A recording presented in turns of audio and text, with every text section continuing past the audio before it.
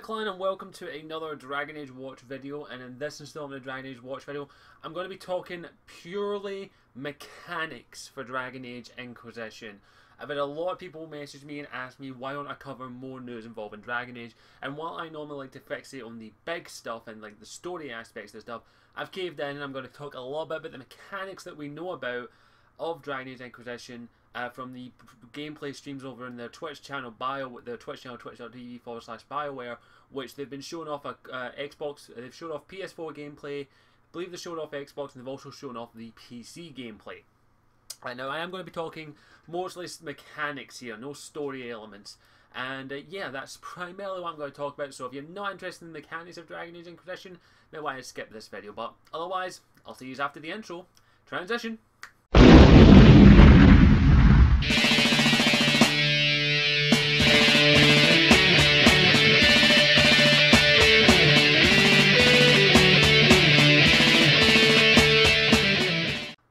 Okay, so firstly, of course, I have to talk about the mechanics of the game. Now, one of the things that I think I need to get out of the way, of course, is the healing system and the revival system in the game. This is something that has drastically changed from Dragon Age Origins and Dragon Age 2.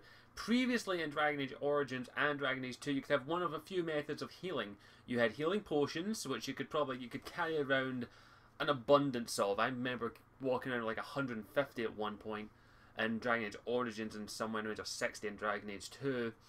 And you also had the healer of your group. You always specified one healer. For Dragon Age Origins, for me, it was Wynn. For Dragon Age 2, it was my sister. It was the sister of the Hawk, Bethany. Those were my two healers of the group. Even though Anders was a better healer, I still prefer to have Bethany with me until she got taken by the Circle. But in Dragon Age Inquisition, they have changed that. Quite drastically, actually. The first thing we have to talk about, of course, is the potions in this game. You no longer can carry around an entire backpack full of potions. You will be limited at the start of the game, from what I've been able to gather, to somewhere in the range of 6 to 8 potions. You'll be limited to that amount of potions. I think it's 8 off the bat, but it might be 6. I do recall they mentioned that you might be able to upgrade that a little bit later. I'm not too sure if they were talking you start off with a small amount and you can eventually get to 8, but I don't know, I haven't been able to confirm that. But that's a little bit of a different change. You will have a minimum amount of health potions you will actually carry around to you. Now, I do believe this is actually for the whole party, but I'm horrible when it comes to details. I sometimes miss out on things, so I'm not too sure if it's each party member has 8 potions and that's specific to them, or the overall group has 8 potions, which I'm not 100% certain. But either way, that'll work. Either way, that's still going to have to be a bit of management skills you're going to have to do in the game. And of course, as I said, I have to also mention that in the game, there is no longer an auto. There is what's the word? They have stated that there is some form of healing magic, I believe, but they've kind of been very vague on it. It's very a high tier magic to heal yourself because it's very challenging, apparently. So you are restricted to a very limited potion you can carry around with you, including health potions. They've also implemented other systems, including like Barrier and Guard, that will be like extra health in a way. Barrier, of course, is a mage spell, which basically makes a little force field around you, and it absorbs some of the damage, but it goes down fairly quickly depending on how high a level your Barrier spell is. But there is also for the Sword and Board people, Sword and Shield for those who don't know what that means, have something called Guard that they can build up whenever they use shield-based attacks or defense boosts, which basically adds a little extra health bar onto them, like people like Cassandra and the Iron Bull, and of course your Inquisitor, if you go Warrior, will have that ability. It will give them a little bit of extra health on top of their standard 100% health. They'll have Guard, which makes sense if they're Sword and Board, they can block stuff. That I'm actually okay with. Barrier as well, I'm fine with. But then we move on to the bit of a drastic decision to actually make here, is the fact that the revival system is completely different from Dragon Age Origins and Dragon Age 2. Previously in the games you had revival potions, you had your revival spell, which you got depending on how you spec your healer, you could get that very early on. I know that's one of the main spells that a lot of people get in the game very, very early on. As soon as they have a mage that can do it, they get the revive spell to save on potions. There is a revive spell in the game, but it uses something called focus instead of Lydium, and your focus is actually very limited. It actually regens a lot slower, apparently. And also the revival spell is a very high tier healing spell.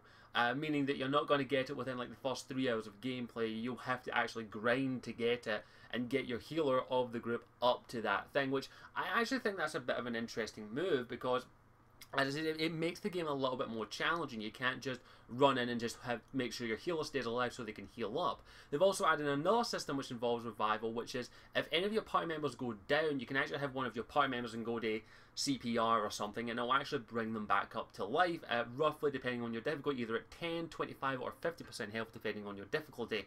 And the way it works there is the fact that it's very slow. It will actually take a long time to actually get a person up, just send them one of your party members, so you'll have to cover them, you have to do this. It adds a bit more strategic ability to the game, in my opinion, to actually think about, okay, right, I have to be careful. I send in my tank over here, I send in my damage dealer over here, I keep my range guys at the back, but I also make sure that I can heal my party and also revive the party as well. And there is also another thing that has been implemented, is the fact that if any of your party members should get knocked down and you finish the battle off, normally what happened was your party member rose up in the previous Dragon Age games either at full health or pretty much near enough full health with an injury. Now, I don't know if injuries are still a thing in Dragon Age Inquisition, but your party members will actually no longer revive straight to full health. Depending on the difficulty, they will revive to either 10 if it's on hard or nightmare, medium it will revive to roughly 25%, and easy it'll be 50%. So if you're playing like me, which is going to be in normal mode for the first time, you'll be getting like 25%. So it adds a little bit more strategic strategy to the game, in my opinion, to that implementation, in my opinion, because you actually have to think longer. Like when I played Dragon Age Origins and Dragon Age 2, I didn't want any of my party to die at all. In fact, I did attempt once. I can't remember if it was once, but I think I attempted a hardcore run where if any of my characters died, I could never use them in my party again. I can't remember if I actually completed that. I think I actually gave up on. I think my warden died within like the first 4 hours of the game. Depending on my mood, I normally just blaze through it, cheats and all honesty, but I like this because it adds a little bit more strategy. Now, of course, if you don't want to have them, you just stick on easy and you'll actually probably have no problem. It'll be a fairly simple thing. As is, that's completely fine.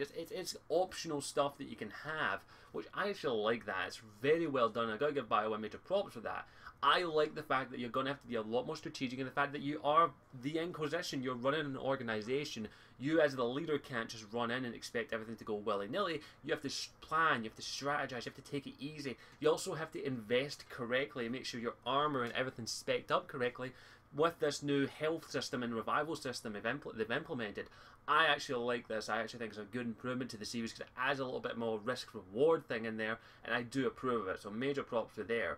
Now, of course, once you have the revive spell, of course, that might get thrown out the window. We don't know to what extent the revive spell will heal. I'm pretty sure it's probably going to be the same, 10, 25 or 50, depending on the difficulty you're on, which I'm okay with that.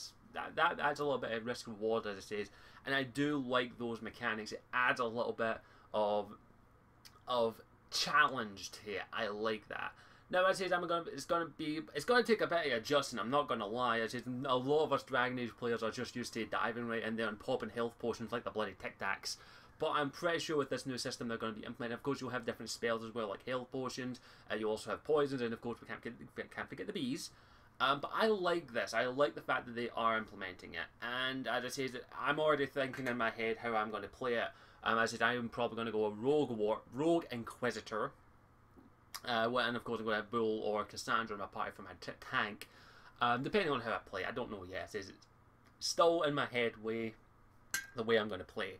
I like it. I very much approve of this system, and I got to give them major props for that. They did an excellent job adding to the system and making it a bit more challenging for people who want a challenge. As I said, it is optional. You can have the challenge, but if you don't want, if you just want to blaze through the story, pop it on easy. There you go, done and dusted. I'm actually quite an advocate.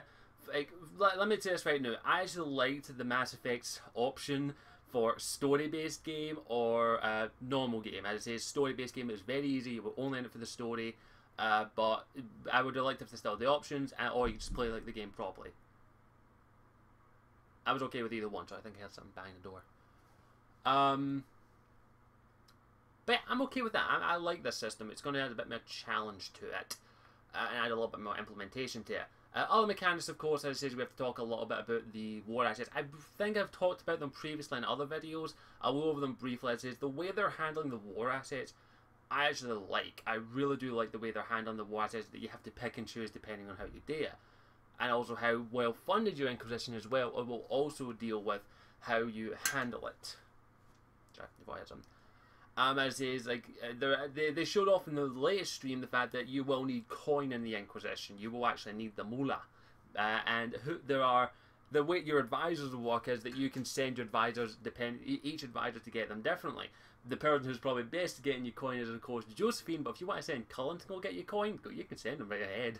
I love that. I love the way they implement the advisors. It says they have their own opinions, they have their own set skills. I like the advisors so far, and I can't wait to interact with them, and depending on how I play, romance them. Yeah, I like it. I like the way they're implementing it.